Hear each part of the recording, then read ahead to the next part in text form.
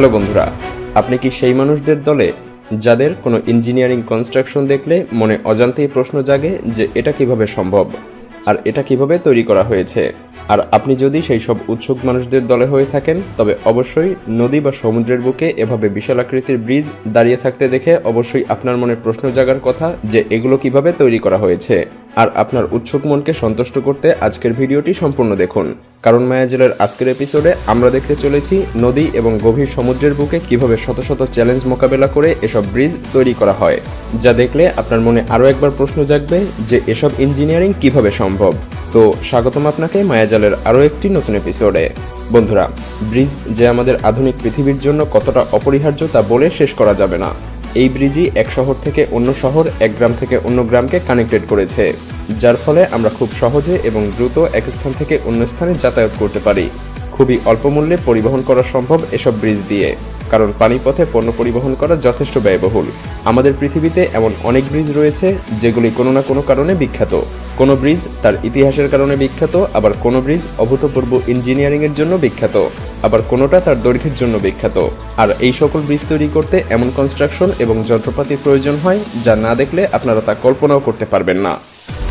বন্ধুরা, আমরা অনেক ব্রিজ দেখে থাকি যেগুলো দেখতে অনেকটা এরকম, আর এগুলোর কনস্ট্রাকশন খুব বেশি জটিল নয়। ব্রিজ তৈরি করা কঠিন হয়ে পড়ে গভীর খরস্রোতা নদীতে, কারণ একটি ব্রিজের হাজার হাজার টন ওজন এই পিলারগুলোকে সইতে হয়, আর এই পিলারগুলো স্থাপন করতে হয় মাটির উপরে।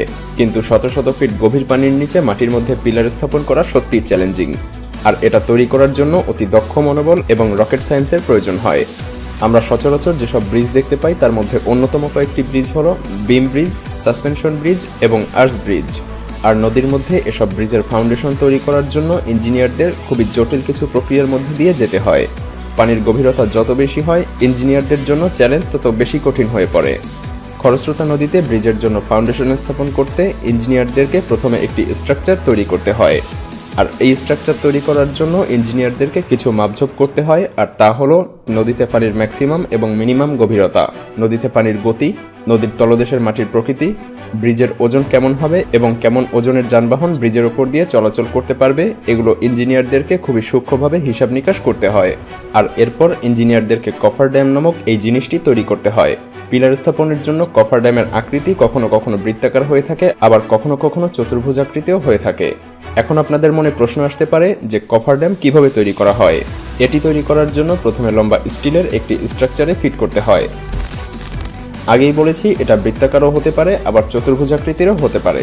এরপর এটিকে পানির উপরে নিয়ে আসা হয় এবং ভারী যন্ত্রপাতি দিয়ে ধীরে ধীরে এটিকে পানির মধ্যে স্থাপন করতে হয়, আর তারপর এটি ঠিকঠাকভাবে পানিরোধক হয়ে পড়ে।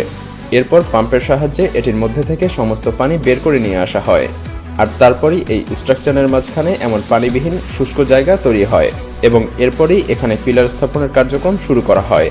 তবে এই পদ্ধতিতে সব ধরনের ব্রিজের পিলার স্থাপনের জন্য প্রাথমিক কার্যক্রম শুরু করা সম্ভব হয় না। যেমন সমুদ্রে এই স্ট্রাকচার দিয়ে পিলার স্থাপন কোনোভাবেই সম্ভব নয়। গভীর সমুদ্রে ব্রিজ স্থাপনের জন্য ইঞ্জিনিয়ারদেরকে প্রথমে সমুদ্রের তলদেশের উঁচু জায়গার খোঁজ করতে হয়, তারপর সেখানে এক্সকিউভেটর দিয়ে গর্ত করতে হয়, আর এরপরই এখানে কফার ড্যাম স্থাপন করতে হয়। তারপর এর মধ্যে থেকে সমস্ত পানি বের করে নিয়ে সিমেন্ট এবং কংক্রিটের মিশ্রণ দিয়ে পিলার স্থাপনের জন্য একটি বিশাল আকারের স্ট্রাকচার নির্মাণ করা হয়। তারপর সেখানে কয়েকটি পিলার স্থাপন করা হয়, আর বিশাল ওজনের এই সিমেন্টের কংক্রিটের ব্লক দূরবর্তী কোনো স্থানে নির্মাণ করা হয় এবং সেখান থেকে জাহাজে করে এই স্ট্রাকচার এর কাছে নিয়ে আসা হয়।